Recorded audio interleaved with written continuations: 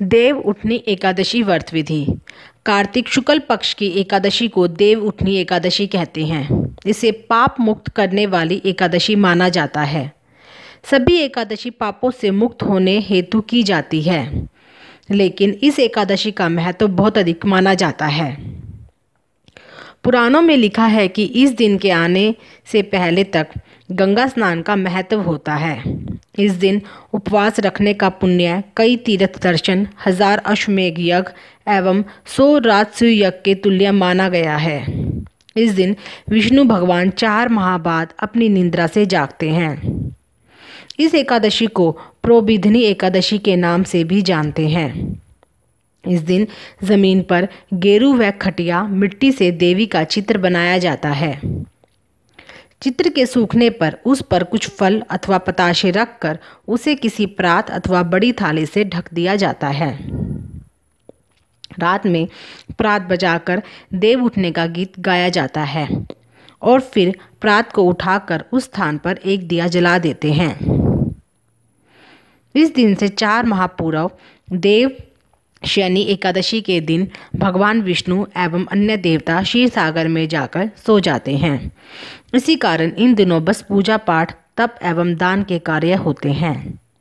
इन 4 महीनों में कोई बड़े काम जैसे शादी, मुंडन संस्कार, नामकरण संस्कार आदि नहीं किए जाते हैं। यह सभी कार्य देव उठनी प्रबोधिनी एकादशी से शुरू होते हैं। मान्यता है कि इस दिन देव सोकर उठ जाते हैं और इसी दिन से सभी शुभ कार्य आरंभ हो जाते हैं। विवाह आदि काम भी आरंभ हो जाते हैं। इसी दिन तुलसी जी का विवाह शालिग्राम जी से कराया जाता है। शास्त्र अनुसार जिन दंपतियों को कन्या नहीं होती है वह तुलसी जी का विवाह करा के कन्यादान का पुण्य पाते हैं। इस दिन रत जगा करने से कई पीढ़ियों को मरण उपरांत स्वर्ग मिलता है। जागरण का बहुत अधिक महत्व होता है। इससे मनुष्य इंद्रियों पर विजय पाने योग्य बनता है। इस व्रत की कथा सुनने एवं पढ़ने से 100 गायों के दान के बराबर पुण्य मिलता है। हिंदू धर्म में एकादशी व्रत का महत्व सबसे अधिक माना जाता है।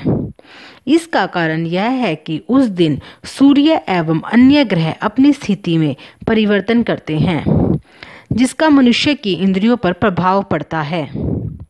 इन प्रभाव में संतुलन बनाए रखने के लिए व्रत का सहारा लिया जाता है।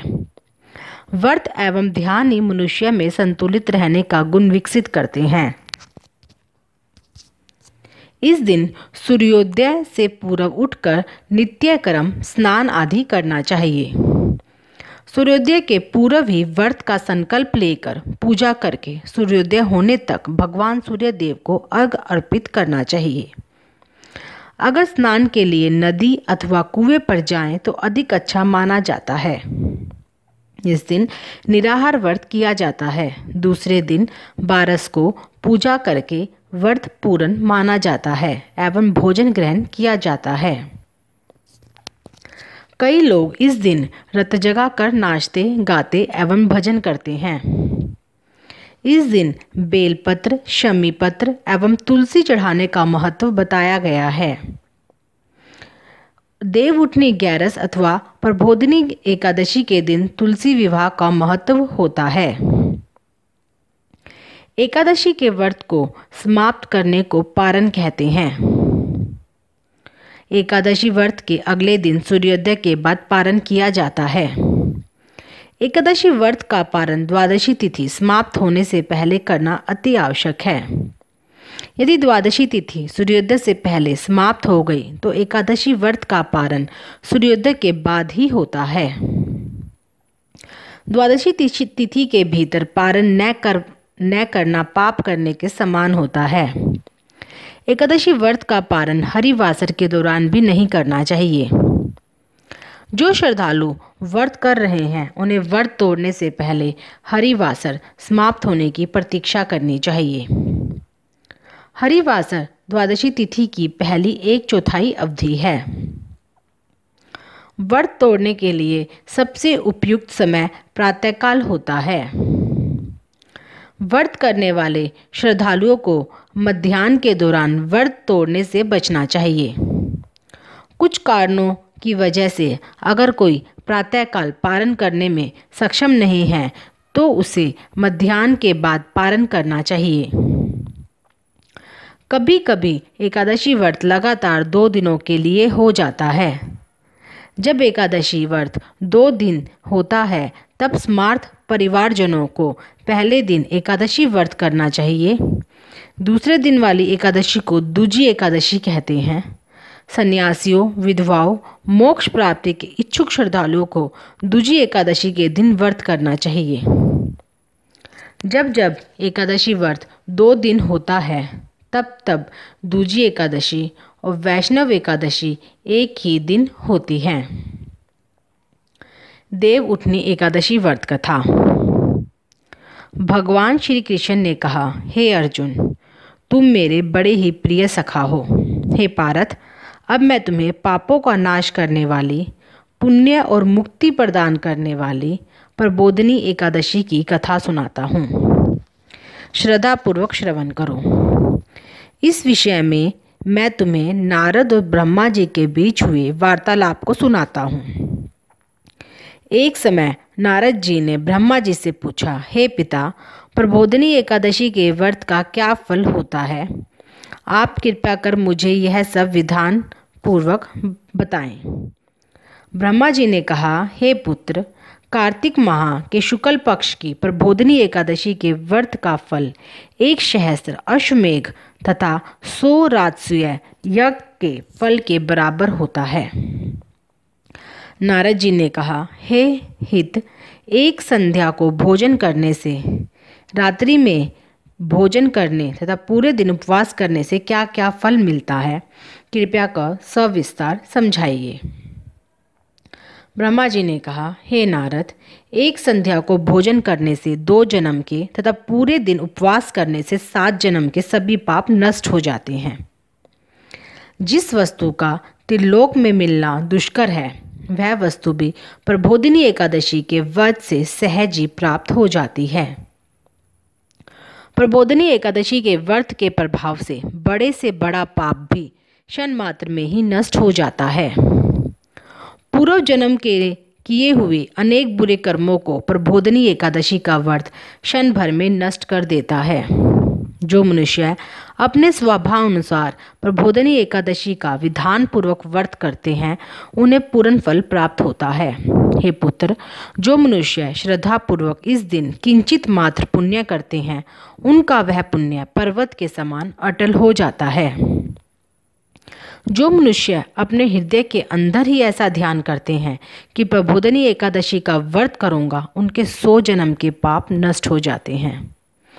जो मनुष्य प्रबोधिनी एकादशी को रात्रि जागरण करते हैं, उनकी बीती हुई तथा आने वाली 10 पीढ़ियां विष्णु लोक में जाकर वास करती हैं और नरक में अनेक कष्टों को भोगते हुए उनके पितृ विष्णु लोक में जाकर सुख भोगते हैं। हे नारद, ब्रह्महत्या आदि विकट पाप भी प्रबोधिनी एकादशी के दिन रात्रि को जागरण करने से नष्ट हो जाते हैं। प्रबोधिनी एकादशी को रात्रि को जागरण करने का फल अश्वमेघ आदि यज्ञों के फल से भी ज्यादा होता है। सभी तीर्थों में जाने तथा गो, स्वर्ण, भूमि आदि के दान का फल प्रबोधिनी के रात्रि के जागरण के फल के बराबर होता है। हे पुत्र, इस संसार में उसी मनुष्य का जीवन सफल है जिसने प्रबोधिनी एकादशी के व्रत द्वारा अपने कुल को पवित्र किया है। संसार में जितने भी तीर्थ है तथा जितने भी तीर्थों की आशा की जा सकती है, वह प्रबोधिनी एकादशी का व्रत करने वाले के घर में रहते हैं। प्राणी को सभी कर्मों को त्यागते हुए भगवान श्री हरि की प्रसन्नता के लिए कार्तिक माह की प्रबोधिनी एकादशी का व्रत अवश्य करना चाहिए। जो मनुष्य इस एकादशी का व्रत को करता है, वह धनवान, योगी, तपस्वी तथा इंद्रियों को जीतने वाला होता है, क्योंकि एकादशी भगवान विष्णु की अत्यंत प्रिय है। इस व्रत के प्रभाव से मनुष्य जन्म मरण के चक्कर से मुक्त हो जाता है। इस एकादशी व्रत के प्रभाव से कायिक, वाचिक और मानसिक तीनों प्रकार के पापों का शमन हो जाता है। इस एकादशी के दिन जो मनुष्य भगवान विष्णु की प्राप्ति के लिए दान, तप, होम, यज्ञ आदि करते हैं उन्हें अनंत पुण्य की प्राप्ति होती है। प्रबोधिनी एकादशी के दिन भगवान श्री हरि का पूजन करने के बाद यौवन और वृद्धावस्था के सभी पाप नष्ट हो जाते हैं। इस एकादशी की रात्रि को जागरण करने का फल सूर्य ग्रहण के समय स्नान करने के फल से सहस्त्र गुना ज़्यादा होता है। मनुष्य अपने जन्म से लेकर जो पुण्य करता है वह पुण्य प्रबोधिनी एकादशी के व्रत के पुण्य के सामने व्यर्थ है। जो मनुष्य प्रबोधिनी एकादशी का व्रत नहीं करता उसके सभी पुण्य व्यर्थ हो जाते हैं। इसलिए हे पुत्र, तुम भी विधान पूर्वक भगवान विष्णु का पूजन करना चाहिए। जो मनुष्य कार्तिक माह के धर्मपरायण होकर अन्य व्यक्तियों का अन्न नहीं खाते उन्हें चंद्रायन व्रत के फल की प्राप्ति होती है। कार्तिक माह में प्रभु दान आदि से उतने प्रसन्न नहीं होते जितने कि शास्त्रों की कथा सुनने से प्रसन्न होते हैं। कार्तिक माह में जो मनुष्य प्रभु की कथा को थोड़ा बहुत पढ़ते हैं या सुनते हैं उन्हें 100 गायों के दान के फल की प्राप्ति होती है। ब्रह्मा जी की बात सुनकर नारद जी बोले, हे पिता, अब आप एकादशी के व्रत का विधान कहिए और कैसा व्रत करने से किस पुण्य की प्राप्ति होती है, कृपया कर यह भी समझाइए। नारद जी की बात सुन ब्रह्मा जी बोले, हे पुत्र, इस एकादशी के दिन मनुष्य को ब्रह्म मुहूर्त में उठ जाना चाहिए और स्नानादि से निवृत्त होकर व्रत का संकल्प करना चाहिए। उस समय भगवान विष्णु से प्रार्थना करनी चाहिए कि हे प्रभु, आज मैं निराहार रहूंगा और दूसरे दिन भोजन करूंगा, इसलिए आप मेरी रक्षा करें। इस प्रकार प्रार्थना करके भगवान का पूजन करना चाहिए और व्रत आरंभ करना चाहिए। उस रात्रि को भगवान के समीप गायन, नृत्य, बाजे तथा कथा कीर्तन करते हुए रात्रि व्यतीत करनी चाहिए। प्रबोधिनी एकादशी के दिन कृपणता को त्याग कर बहुत से पुष्प, अगर, धूप आदि से भगवान की आराधना करनी चाहिए। शंख के जल से भगवान को अर्घ्य देना चाहिए। इसका फल तीर्थ दान आदि से करोड़ गुना अधिक होता है। जो मनुष्य अगस्त्य पुष्प से भगवान का पूजन करते हैं उनके सामने इंद्र भी हाथ जोड़ता है। कार्तिक माह में जो बिल्व पत्र से भगवान का पूजन करते हैं उन्हें अंत में मुक्ति मिलती है। कार्तिक माह में जो मनुष्य तुलसी जी से भगवान का पूजन करता है उसे 10,000 जन्मों के सभी पाप नष्ट हो जाते हैं। जो मनुष्य इस माह में श्री तुलसी जी के दर्शन करते हैं या स्पर्श करते हैं या ध्यान करते हैं या कीर्तन करते हैं या रोपण करते हैं अथवा सेवा करते हैं वे 1000 कोटि युग तक भगवान विष्णु के लोक में वास करते हैं। जो मनुष्य तुलसी का पौधा लगाते हैं उनके कुल में जो पैदा होते हैं वे प्रलय के अंत तक विष्णु लोक में रहते हैं। जो मनुष्य भगवान का कदम्ब पुष्प से पूजन करते हैं वह यमराज के कष्टों को नहीं पाते। सभी कामनाओं को पूरा करने वाले भगवान विष्णु कदम्ब पुष्प को देखकर अत्यंत प्रसन्न होते हैं। यदि उनका कदम्ब पुष्प से पूजन किया जाए तो इससे उत्तम बात और कोई नहीं है। जो गुलाब के पुष्प से भगवान का पूजन करते हैं उन्हें निश्चित ही मुक्ति प्राप्त होती है। जो मनुष्य बकुल और अशोक के पुष्पों से भगवान का पूजन करते हैं वे अनंत काल तक शोक से रहित रहते हैं। जो मनुष्य भगवान विष्णु का सफ़ेद और लाल कनेर के फूलों से पूजन करते हैं उन पर भगवान अत्यंत प्रसन्न होते हैं। जो मनुष्य भगवान श्री हरि का दूर्वा दल से पूजन करते हैं वे पूजा के फल से 100 गुना ज़्यादा फल पाते हैं। जो भगवान का समीप पत्र से पूजन करते हैं वे भयानक यमराज के मार्ग को सुगमता से पार कर जाते हैं। जो मनुष्य चंपक पुष्प से भगवान विष्णु का पूजन करते हैं वे जीवन मृत्यु के चक्र से मुक्त हो जाते हैं। जो मनुष्य स्वर्ण का बना हुआ केतकी पुष्प भगवान को अर्पित करते हैं उन्हें करोड़ों जन्म के पाप नष्ट हो जाते हैं। जो मनुष्य पीले और रक्त वर्ण कमल से सुगंधित पुष्पों से भगवान का पूजन करते हैं उन्हें श्वेत द्वीप में स्थान मिलता है।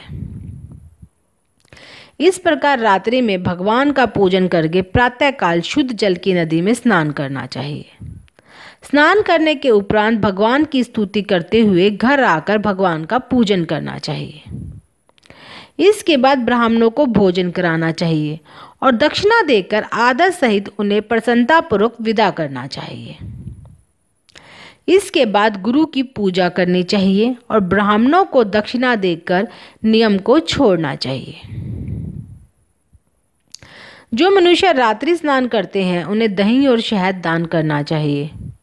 जो मनुष्य फल की आशा करते हैं उन्हें फल दान करना चाहिए। तेल की जगह घी, घी की जगह दूध, अन्नों में चावल दान करना चाहिए। जो मनुष्य इस व्रत में भूमि पर शयन करते हैं उन्हें सब वस्तुओं सहित शय्या दान करना चाहिए। जो मौन धारण करते हैं उन्हें स्वर्ण रहित तिल दान करना चाहिए। जो मनुष्य कार्तिक माह में खड़ाऊ धारण नहीं करते उन्हें खड़ाऊ धारण करने चाहिए। जो इस माह में नमक त्यागते हैं उन्हें शक्कर दान करनी चाहिए। जो मनुष्य नित्य प्रति देव मंदिरों में दीपक जलाते हैं उन्हें स्वर्ण या तांबे के दीपक को घी तथा बत्ती सहित दान करना चाहिए। जो मनुष्य चातुर्मास्य व्रत में किसी वस्तु को त्याग देते हैं उन्हें उस दिन से उस वस्तु को पुनः ग्रहण करना चाहिए। जो मनुष्य प्रबोधिनी एकादशी के दिन विधान पूर्वक व्रत करते हैं उन्हें अनंत सुख की प्राप्ति होती है और अंत में स्वर्ग को जाते हैं। जो मनुष्य चातुर्मास्य व्रत को बिना किसी बाधा के पूर्ण कर लेते हैं उन्हें दोबारा जन्म नहीं लेना पड़ता। जिन मनुष्यों का व्रत खंडित हो जाता है उन्हें दोबारा प्रारंभ कर लेना चाहिए। जो मनुष्य इस एकादशी के महात्म्य को सुनते व पढ़ते हैं अश्वमेध यज्ञ के फल की प्राप्ति होती है। कथासार।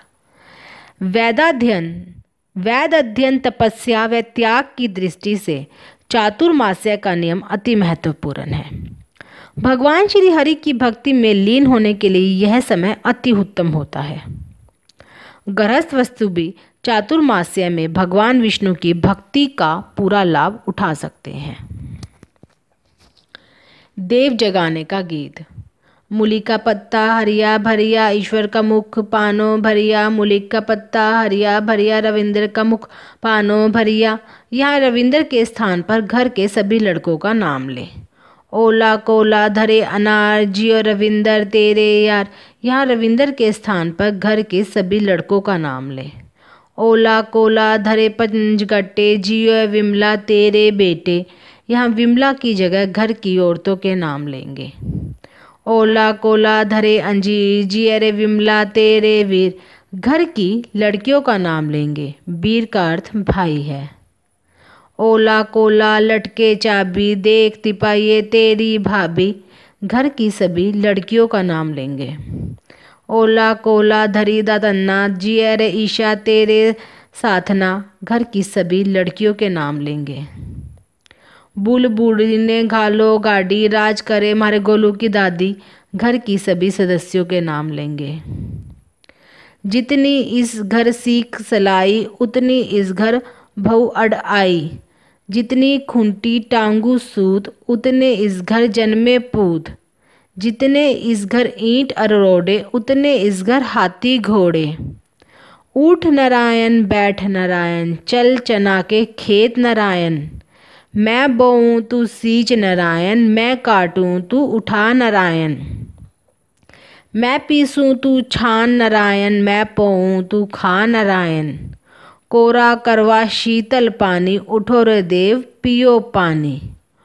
उठो देवा बैठो देवा अंगुरिया चटकाओ देवा।